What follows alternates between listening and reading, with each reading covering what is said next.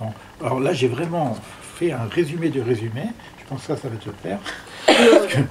Résumé du résumé, j'aime bien. Ouais. Hein, parce que l'essentiel. Bon, imaginez-vous que vous avez 15 jours de formation dans les quelques mots qu'on va dire maintenant. Je parlerai également un peu de l'histoire de Viktor Frankl, même si c'est une redite que vous retrouvez ailleurs.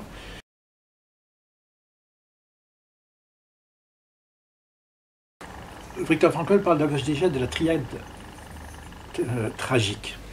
On est confronté à une problématique existentielle qu'il a mise sous une forme de triade, c'est la mort, la culpabilité, la souffrance. Alors, l'idée du sens va nous amener à réfléchir sur la question de la mort, sur la question de la culpabilité, sur la question de la souffrance. Alors, qu'est-ce que tu as appris, toi, pour l'accompagnement sur la mort?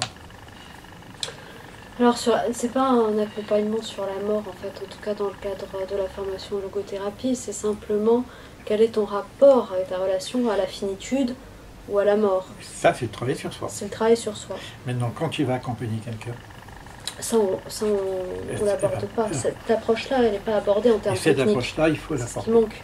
Cette approche-là, il y a des spécialistes qui travaillent sur l'accompagnement, aussi bien des mourants que des endeuillés. D'accord ? La famille. La famille. Donc il y a un travail à faire en termes d'accompagnement. Parce que là, ce n'est pas de la thérapie. La personne, soit elle va mourir, soit je vais perdre un proche. Donc je suis dans un accompagnement. Et on est bien dans un coaching existentiel. Alors par rapport à la mort dans l'accompagnement, c'est-à-dire qu'il considère que même dans cet espace-là de savoir que tu vas mourir, qu'est-ce que tu peux encore réaliser? Ça rejoint ce qu'on aborde ici en réalité. Cet espace-temps, même si on ne peut pas trop parler, même si on est fatigué, voilà. Qu'est-ce qu'on va faire de ce laps de temps? Quel projet? Qu'est-ce que... Et à un moment donné, il n'y a plus de projet. Donc, il peut y avoir un projet intérieur quand même. Enfin, un projet de réflexion. Je suis désolé, mais je vais parler de choses très intimes. Ma mère qui a 94 ans, bon, elle perd pas encore les pédales, mais bon, elle est encore autonome. Mais bon, on est en train de médicaliser la maison. On lui a apporté un lit, elle me dit, mais c'est un lit d'hôpital, que tu veux. Bon, on est en train de médicaliser la maison. Elle entend moins, elle voit moins, elle ne fait plus la cuisine, donc... oui, non, ça moi je pensais à la maladie, surtout, je m'en sais pas. Là, et son projet, c'est quoi? Donc, et je sais l'écouter, et je comprends ce qu'elle me dit. Elle me dit, moi je veux ma tombe comme ça, je veux que tu mettes un banc autour de ma tombe, je veux que tu me mettes un cœur avec papa, etc. J'ai dit, ok, je vais prendre note de ce que tu veux, voilà comment je veux faire. Elle est en train de faire sa maison. Oui, mais c'est un projet. C'est un projet. C'est intéressant de voir. C'est qu'il faut savoir aussi commencer à envisager qu'il y a des gens qui préparent leur départ. Il y en a qui ne préparent pas. Il y en a qui ont peur, etc. Donc c'est un vrai travail. Donc la question de la mort va être... Alors ce qui est intéressant, c'est que tout à l'heure je vous ai parlé donc, de l'aspect traditionnel. Donc quand je vous ai parlé de ma mère, parce qu'elle, pour elle, c'est très bien. Elle me dit, bon, je vais parler avec papa de ça, etc. En gros, qu'est-ce que tu veux que je dise à papa? Et puis, bon, quand le Messie viendra, on se retrouvera à la maison, bon, on verra ce qu'on fait, quoi. Elle est dans sa croyance, donc elle est tranquille. Elle ne veut pas mourir maintenant, par contre, hein, elle se bagarre pour... Elle dit, elle ne veut pas partir maintenant. Mais elle ne veut pas partir parce qu'elle attend une fête. Elle dit, d'abord mon mariage, elle parle avec les anges et tout, laissez-moi tranquille, je ne veux pas, je fais d'abord le mariage de ma petite fille, et après vous pouvez venir. Bon, elle se prépare, quoi. Mais parce qu'il y a de la croyance derrière, ça aide. Mais qu'il n'y a pas de croyance. Alors, je vous ai parlé de certains grands psychiatres, philosophes qui ont écrit des choses très intéressantes. Je prends par exemple Irving Yalom. Alors, il est référencé aussi par Georges d'ailleurs, je ne sais pas si tu l'as vu, là, mais le film qu'il a fait, ça s'appelle La thérapie du bonheur. Oui. Irving Yalom, il est super le film. Ah oui, je ne l'ai pas encore vu, j'ai entendu des échos des deux côtés, ouais. Mais lui, il veut répondre à ces questions-là, parce qu'il écrit beaucoup sur la mort, hein, sans le système de croyance d'une vie après la mort. Parce qu'il dit tout le monde n'a pas cette croyance. Donc je ne peux pas, moi ce que j'ai écrit aussi, je ne peux pas faire comment dire, présenter une croyance soporifique pour que la personne elle n'a pas. En tout cas, ça fait partie du questionnement, et moi, en tout cas, ce qui m'intéresserait, et ce que je compte faire, c'est d'ouvrir les deux champs. Quels sont les possibles qu'il y a sans aucune croyance, c'est-à-dire, bon, avec la croyance que c'est terminé, qu'est-ce qui se passe pour ces personnes-là? Qu'est-ce qui pourrait les aider dans ce moment-là? Donc on a des auteurs qui sont comme ça. Bon, moi c'est pas ma croyance, évidemment, mais est-ce que dans ce système de croyance que je pose en termes de croyance, puisque je ne peux pas le démontrer, pourquoi pas, est-ce qu'il y aurait des pistes de réflexion qui seraient plus ou moins scientifiques, qui pourraient aussi apporter des réponses? Ouais, des leviers pour... D'accord. Aujourd'hui aussi, on a des éléments d'expérience, d'expérience de la mort imminente, etc. On a des éléments qui pourraient... Moi, j'ai rencontré des personnes, j'ai eu dans ma vie des expériences fortes à ce niveau-là, mais c'est un vécu personnel. Alors, comment le transmettre autrement que par une croyance? En tout cas, je donc le présenter dans le champ des possibles. Et dans ce champ des possibles, il faut qu'on puisse nous aussi le poser. Moi, ce qui m'intéressait, c'est dommage, parce que bon, j'ai quand même fait des expériences quand même assez fortes là-dessus. Mais apporter des choses qui soient pas de l'ordre de la transmission religieuse, mais de l'ordre de l'expérience. Et donc, ça ouvre des champs de travail qui sont très très pointus. Moi, j'avais expérimenté quand j'étais encore jeune, donc je me permettais de faire des choses dans mon exploration. Mais pour moi, c'est pas une croyance, c'est un savoir et une expérience. Hein, c'est un vécu. Donc, après, comment transmettre un vécu personnel ou un vécu d'expérience, thérapeutique aussi. Hein. Alors, dans l'approche, si tu veux, de l'hypnose ericksonienne, il y a des outils qu'on appelle la guérison de l'âme, qui propose quelque chose, une forme de projection beaucoup plus large que notre système du connu. C'est un outil qui existe. Donc c'est un outil que je partagerai avec vous. Et il y a d'autres outils encore un peu plus profonds que ceux qu'a fait Viktor Frankl. Et je verrai de quelle façon je peux aborder ces sujets-là que j'avais mis en parenthèse. Donc dans mon expérience de vie, j'ai travaillé sur cette période-là. J'ai fait une parenthèse importante parce qu'il fallait que je la fasse. Bon, ok, alors la culpabilité, c'est encore une autre chose. Donc on va travailler, sortir de la culpabilité pour redécouvrir la responsabilité. Donc je peux être responsable sans être coupable. Donc il y a cette... Et la notion de la souffrance. Donc j'ai écrit des choses, on écrit des choses. Parler du sens, quoi qu'il en soit, parler du sens, sans parler de la mort, sans parler de la souffrance, c'est faire l'impasse du sens. Faire l'impasse du sens. C'est-à-dire que, à quel moment j'ai besoin de sens? C'est quand je vis des épreuves difficiles, quand il y a... Bon, sinon on ne parle pas de sens. Mais alors, on va avoir après, ce que je vous ai écrit d'ailleurs, de quoi on parle quand on parle du sens.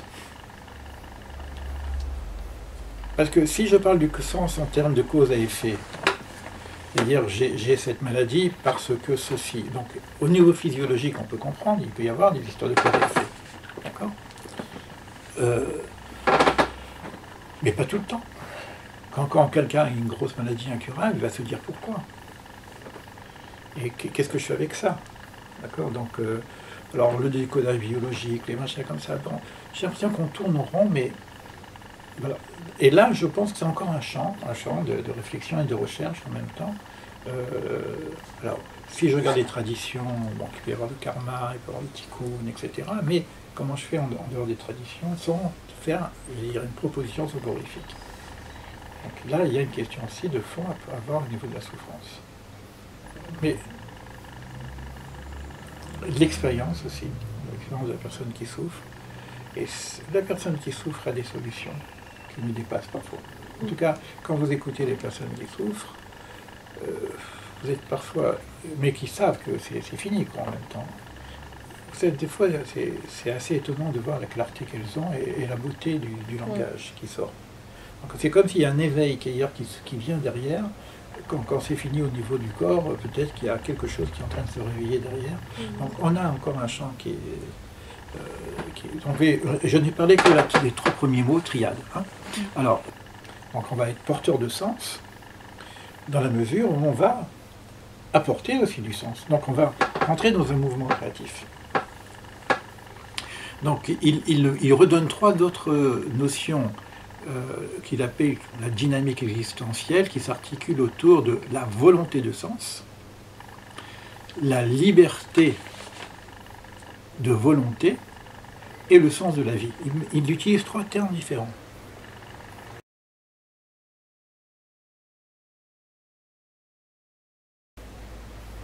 Alors, on pourrait rentrer, bien sûr, en détail sur ces 3 termes, hein, parce que ce n'est pas l'objet de notre réunion. Là, je passerai toute la séance sur ça. Mais pour arriver à la notion de sens de la vie, il faut qu'il y ait une certaine liberté. Parce que si j'ai pas de liberté, c'est-à-dire je serai déterminé, ben, je suis dans un cadre, c'est fini, quoi.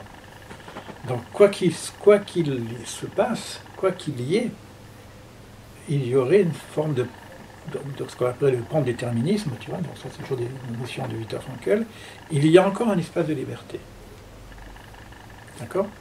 Et ça, c'est aussi organisé autour de la volonté.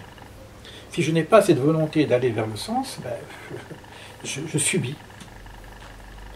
Et ça ne suffit pas d'avoir la volonté d'aller vers le sens, c'est qu'il faut aussi la liberté. Donc je suis un être libre. Mais on pourrait dire même que c'est ça topique, quoi, si on prend par rapport à topique, en parlant de la liberté de volonté, je pense à la Shoah, par exemple, justement, Viktor Frankl.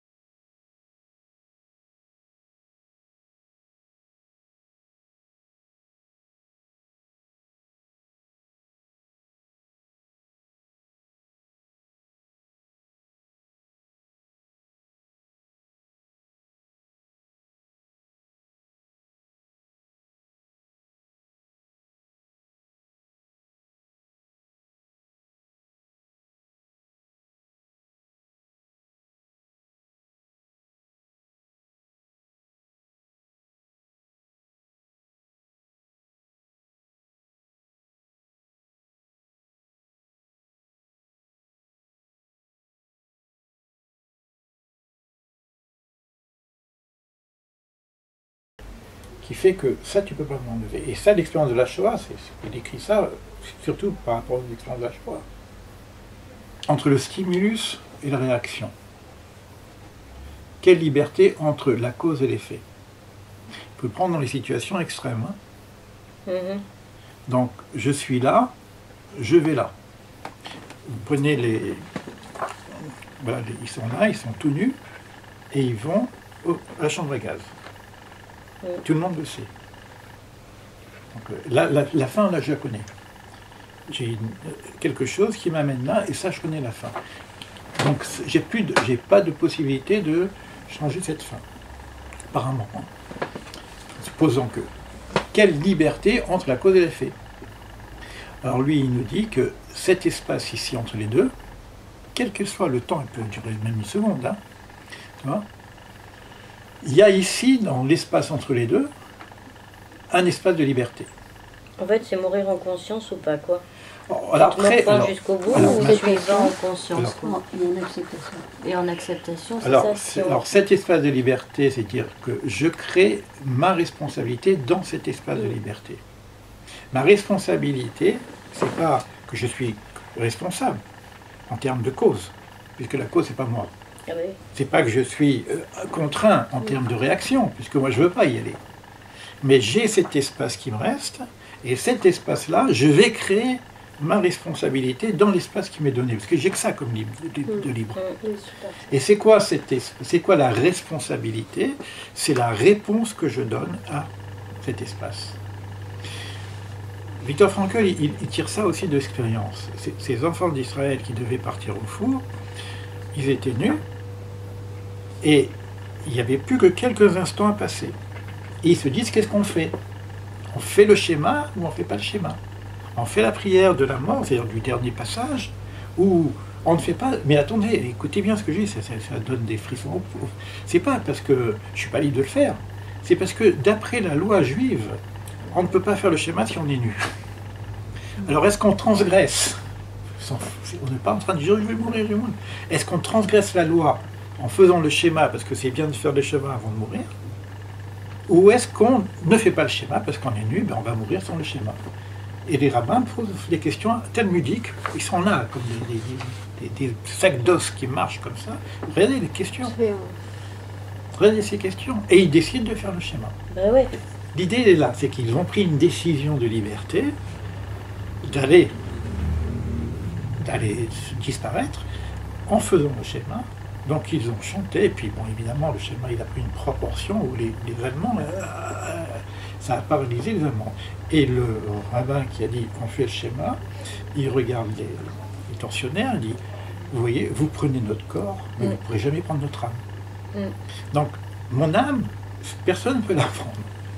Donc l'espace de liberté, c'est moi qui l'a créé dans cet espace-là. Ça, voilà. Réponse, responsabilité. Vous voyez ? Qu'est-ce qui se passe entre la cause et l'effet? Voilà. Quel espace de liberté? Dans un sens, parce que j'entends aussi, c'est donc cette liberté, c'est de prendre la liberté de dire je ne vais pas rester coincé avec des principes, je vais faire ce qui est juste pour moi. Oui, non, mais ça dépasse largement ça. Là, on est. Oui, ça c'est parce que le problème de la halakha, j'ai pas le droit, la loi m'interdit, je le fais. Ça, on les fait tous les jours. Tous les jours, j'ai pas besoin d'être dans le camp de la mort pour dire bah, j'ai pas envie de prier ce matin, je suis fatigué, quoi. C'est ma liberté aussi. Non, c'est pas à ce niveau-là que ça se passe. Ça se passe, c'est que je vais mourir. Donc j'ai plus rien, je suis prisonnier à droite, je suis prisonnier à gauche. Ben non, il y a encore un espace de liberté.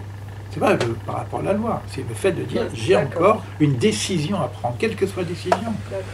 Même s'ils avaient fait par rapport à la décision. Oui, oui. À la limite, ils auraient pris la décision de ne pas faire le schéma parce qu'on est nu. Oui. C'est pareil. Pour moi, ça ne change rien. Je ne suis pas en train de dire que c'est bien d'avoir pris la décision, non. L'idée, c'est de dire je peux décider de quelque chose. Et s'ils avaient décidé de ne pas faire le schéma parce qu'ils sont nuls, ben, ils ont respecté la loi malgré que le fait qu'ils allaient mourir. Ça aurait été aussi la même valeur. Donc c'est vraiment au niveau de la décision. C'est ça l'idée. C'est pas l'idée de dire à la halakha je dépasse la loi. Je dépasse la loi. Bon, on dépasse tous la loi. Qu'est-ce qui fait la loi complètement aujourd'hui? Mais ça veut dire quand même que j'ai encore... Alors maintenant, l'espace de liberté peut être très court. Ça va jusqu'au dernier souffle. Jusqu'au dernier souffle. Mais alors, tu es dans le lit. Comme je prends les personnes qui sont au-delà de la tétraplégie, qui restent. Alors, là, je parlais du piano et de l'âme. Ouais. Si le corps ne fonctionne plus, l'âme fonctionne. Ouais. L'esprit, il est toujours éveillé. Ouais. J'entends pas ce qu'il dit. Je sais pas ce qu'il décide. Il y a quelque chose qui se passe. Oui, donc tu peux quand même essayer de communiquer dans cet intervalle-là. Toujours. Toujours. Et nous, vu de l'extérieur, il y a toujours une communication. Personne Bon, moi, j'ai accompagné ma tante ces derniers souffles. Bon, sa fille qui l'a accompagnée aussi. Mais comment je parlais avec elle? Par l'esprit. C'est un truc de fou. Mais et puis, une fois qu'elle est morte, je me suis retrouvé seul. Parce que les rabbins n'étaient pas là, les machins n'étaient pas là. Il y a des règles halakhiques. Moi, je téléphonais au rabbin, les rabbins n'étaient pas, donc il a fallu que je fasse tout le système. Et bon, il fallait lui fermer la bouche, il fallait lui fermer les yeux. Donc la bouche est s'ouvre et que je lui parle. Je dis excuse-moi, mais je dois fermer ta bouche. Elle est morte. Ah, oui, oui, oui, Elle est morte, mais je la respecte. bien sûr. J'ai dit bon, je suis obligé de fermer les yeux, ta bouche, c'est fini. Après, je lui explique, je lui dis bon, t'inquiète pas, voilà ce qui va se passer. Voilà ce qui va se passer. Donc, j'imagine, bon, je raconte mon histoire, j'imagine ma croyance, mais comme bon, en même temps, je vois quelque chose, il y a un apaisement qui se fait. Il y a un apaisement, un cadavre, il s'apaise. Ah oui, c'est comme ça. Oui, t'as même des visages C'est parce que reposés. c'est pas tellement bon les paroles, sans doute que la personne qui est décédée ne t'entend plus, mais il y a quand C'est même pas une vrai. il y a quand même Ouais, un, non, il y a- je te il dis y a- sans il y a doute. un Pourquoi tu truc, dis il y a ça? un- Non, mais pourquoi il y a tu une dis ça? énergie, quoi. Je Non, veux mais dire. pourquoi tu dis ça? Sans doute, elle n'entend plus. Hein? Pourquoi tu dis qu'elle n'entend plus? Non, mais il y a Non, l'énergie, écoute, tu as dit sans doute, la personne qui est décédée n'entend plus. mais physiquement, l'oreille Pourquoi elle n'entend n'entend plus. plus? Mais pourquoi? Mais c'est son âme qui t'entend. Mais elle entend. Les personnes qui ont fait l'expérience de mort imminente comme ça, qui sont... ben, elles entendaient tout ce qui se passait pendant le coma, etc. S'il y a encore ce niveau qui est encore en vie. Oui, elles Il entendent. voit Et on même. parle du physique. Il voit ce qui se passe dans une autre pièce, il voit ce que des personnes qui rentrent dans la Mais pièce. non, mais si tu peux pas dire sans doute, parce qu'on ne sait pas.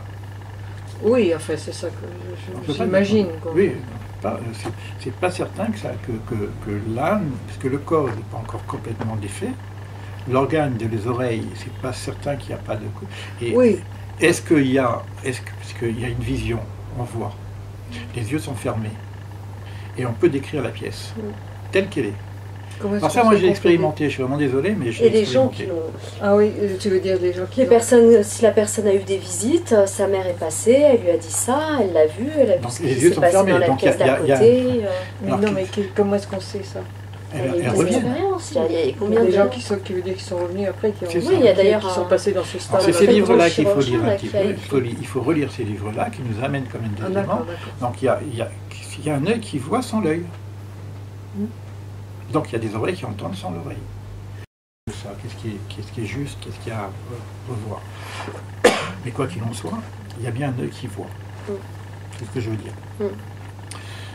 En tout cas, bon, pour l'instant, on était dans cette liberté de volonté du sens de la vie.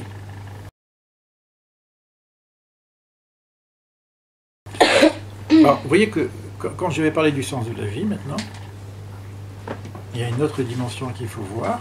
Est-ce que je parle du sens de la vie? C'est quoi la vie? Ouais. La vie, c'est quoi? C'est quand je viens de naître. L'espace de vie, c'est quoi? C'est du moment où je viens de naître jusqu'au moment où je quitte ce monde. Le petit trait là. Est-ce que c'est ça la vie? Pourquoi on appelle le reste s'appelle la mort? Parce que soit je dis il y a du sens à la vie, mais la vie, je prends la vie globale, la vie, le monde, la vie. Et dans la vie, il y a l'espace conscient que nous vivons, et il y a aussi l'espace de la mort. Ça fait partie de la vie. Les cimetières en hébreu s'appellent maisons de la vie. On n'appelle pas ces maisons de la mort. Bet Achaim. Beta, Bet Achaim. Beta Chaim, ouais, Hein, Bet Achaim. c'est- Maison un de la vie. cimetière, c'est Beta Chaim. Ouais. C'est vrai? Ouais. Ouais, je savais pas. Et là, vous voyez que sur chaque terme, on peut creuser. Hein. La capacité humaine d'autotranscendance.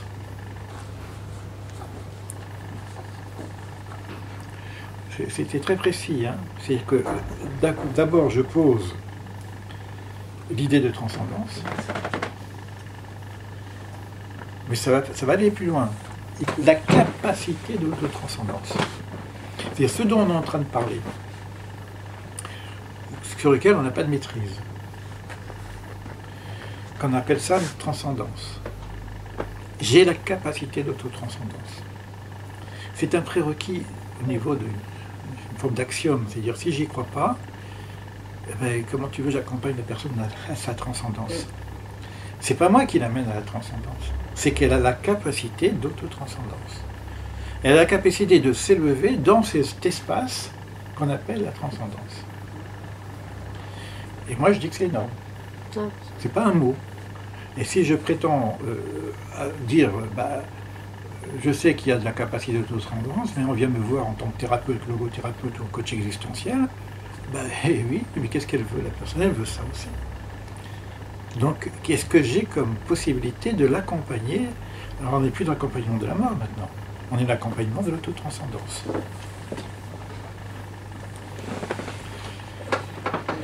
Et si quelque part, j'ai pas en moi vécu quelque chose d'autotranscendance, comment je peux dire que l'autre il a la capacité de transcender? Je ne suis pas moi-même arrivé. Et peut-être que cette autotranscendance passe aussi par une certaine mort. Comment? Et peut-être aussi que cette autotranscendance passe aussi par une certaine mort. De soi, dans son vivant. Complètement. Bravo. Ouais, je suis d'accord. Bravo. Ouais, tout à fait. Exact. Voilà.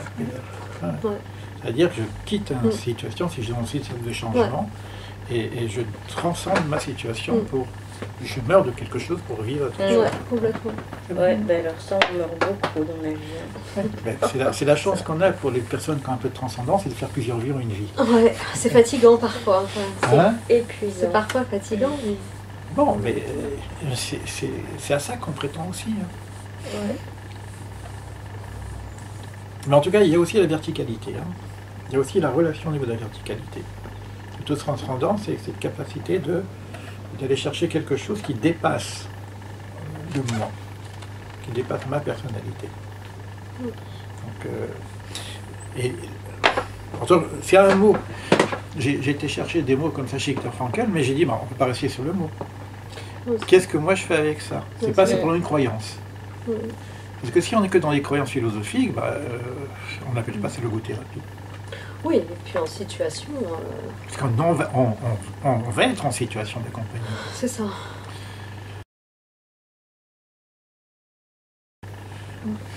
Et d'autodistanciation. D'accord? L'autodistanciation, c'est aussi quelque chose... ça rentrera dans l'autotranscendance, parce que pour arriver à une transcendance, il faut se distancier de ce moi. Mais en même temps, si j'ai un problème, et je suis hyper centré, il y a une hyper-centralisation, une hyper-focalisation sur ma problématique, je vis avec et je reste collé à la tapisserie.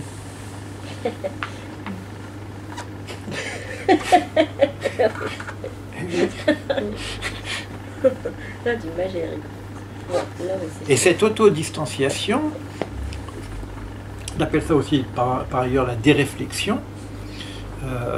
On va le trouver en technique, en PNL, etc. Mais moi, je veux dire que comment je peux le vivre? C'est-à-dire, je ne suis pas collé à ma propre personne. Je ne suis pas collé à ma propre histoire. J'ai mon autodistanciation. Donc, c'est le lâcher-prise, c'est la relativité, mais c'est quelque chose d'encore beaucoup plus profond que ça. La vigilance, donc, peut-être... C'est une conscience. Il y a des phrases comme ça que j'aime beaucoup, qui est dans le Père Capote, que le sage, c'est celui qui a ses yeux derrière la tête. C'est comme si je suis là, j'ai ma vie, j'ai mon histoire, mais moi je suis quelque part derrière. Comme si je me vois comme un personnage qui vit son histoire, que je respecte. Mais je suis distancié par rapport à ça. Je ne suis pas collé à ma propre tapisserie quelque part. Vous pouvez, alors les techniques de distanciation, de méditation, par exemple. Et la bibliothérapie. Aussi. L'écriture. Alors l'écriture peut nous permettre aussi.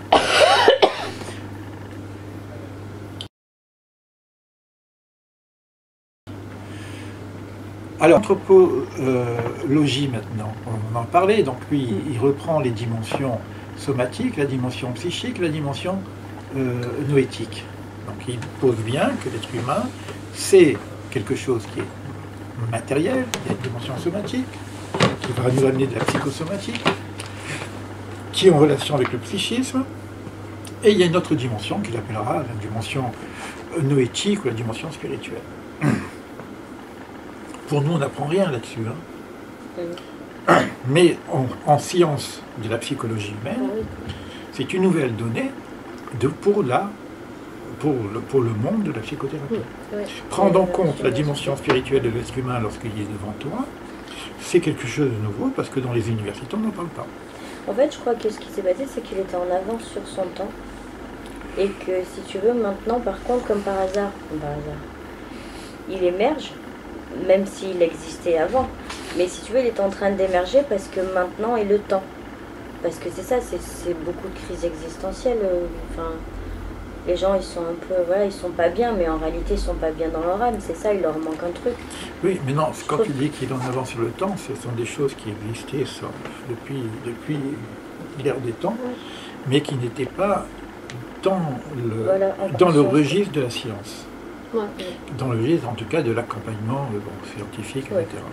Donc c'était dans des registres plutôt du religieux, des traditions, mais maintenant, aujourd'hui, on le pose dans les registres cliniques. C'est la différence que Victor va dire, je suis dans un registre clinique. Et dans le registre clinique, la dimension spirituelle existe, tout simplement. Oui, parce qu'on est prêt aussi. Ouais. Tu vois, comme tu dis, Aussi, même aussi. que Ouais. le monde est aussi un enfant qui grandit, etc. Et là, on est sûrement, on est prêt à ce côté spirituel. On retrouve cette belle phrase, le monde, le 21e siècle sera spirituel ou il ne sera pas. Donc, alors, dans ces dimensions, dans ces rencontres maintenant, très rapidement, il parle de la psychanalyse. Avant la psychanalyse, il y a son histoire qui commence avant la psychanalyse. Mais en tout cas, dans cette recherche, on va commencer, c'est dur, je mets en rouge Freud. Ça veut dire que nous, ben, quelque part, si on veut refaire le parcours, ben, il faut aller chercher des graines de sens chez Freud. Alors, j'aime bien dire, c'est en finir avec Freud, on tire les graines de sens. C'est-à-dire pas je le rejette, mais qu'il y a des graines de sens chez Freud. Qu'est-ce qu'on a comme graines de sens chez Freud? Ouais. Allez voir Adler. Adler a écrit un bouquin sur le sens de la vie. Ouais. C'est bon d'ailleurs. D'accord. Alors, Adler, il amène quelque chose de nouveau. Mais allez tirer les graines de sens de chez Adler. Sur la personnalisation, sur la confiance en soi, tout ce que vous voulez, mais en tout cas, il y a quelque chose à voir qui va servir dans l'accompagnement. Après, il va voir la phénoménologie. Aller tirer des choses de la phénoménologie. Alors évidemment, c'est la phénoménologie qui lui a permis de critiquer le côté, si tu veux, psychologisme et le réductionnisme qu'il va trouver chez Freud et chez Adler. Donc il trouve une nouvelle science qui vient. Mais ça aussi, peut-être qu'il faut, nous, peut-être, aller simplement tirer les graines de sens qu'il y a dans la phénoménologie, et peut-être que ça sera à nouveau dépassé par quelque chose de nouveau. Et puis il va chez Scheller, qui amène une autre forme de phénoménologie, qui est plus religieuse cette fois-ci. Donc il ajoute maintenant la notion des valeurs, et là il rentre dans ce qu'on appelle le logos, avec cette dimension religieuse de l'homme. Pas qu'il est dans une religion spécifiquement, mais l'homme est fondamentalement, au fond de lui-même, il est religieux. Donc on va rentrer dans une forme d'ontologie. Il va chercher, il trouve un autre auteur, Ratman, qui vient parler il parle de la conscience morale, mais comme si on aurait un organe de la conscience morale. C'est la noésis pour moi. Et là, il y aurait donc une forme d'autonomie spirituelle, puisque ça passe par ma structure, qui s'appelle la conscience morale. Ça veut dire quoi? Et là, on va retrouver la notion de liberté. Bien que je sois dépendant du rapport psychophysique, j'ai une capacité de liberté, donc de m'opposer à mon déterminisme psychophysique. Et tout ça, il va remettre ça dans un gros paquet qu'il appellera donc la philosophie de l'existence. Et il va rechercher maintenant, après, les éléments de la philosophie de l'existence. Il les dépassera, mais il ira voir, il regardera ce qui se dit là-dedans. Il va entendre Jasper, il va entendre Sartre.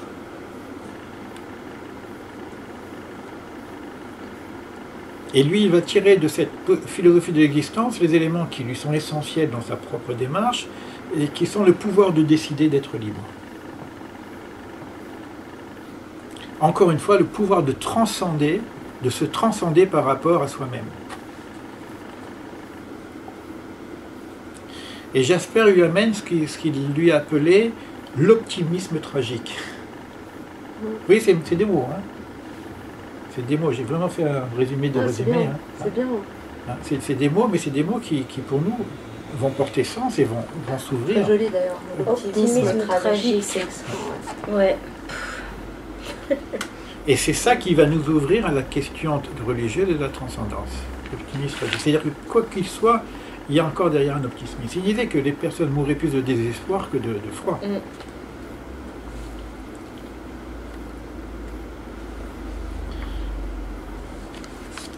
Il rejoint Martin Buber avec l'histoire du jeu et tu. Alors donc on pourrait faire une forme de biographie du parcours de Viktor Frankl, mais il faut aussi faire notre propre parcours. Parce que on ne va pas être franklien, je veux dire. C'est-à-dire qu'on va voir le parcours que... Moi, c'est pour ça que je parle de l'écriture. Notre écriture est importante, parce que par quoi on est passé? Pourquoi on est là aujourd'hui?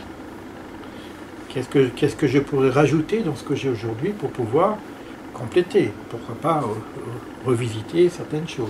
Tu vois, ça c'est une approche que j'apprécie énormément et que l'on trouve que extrêmement rarement.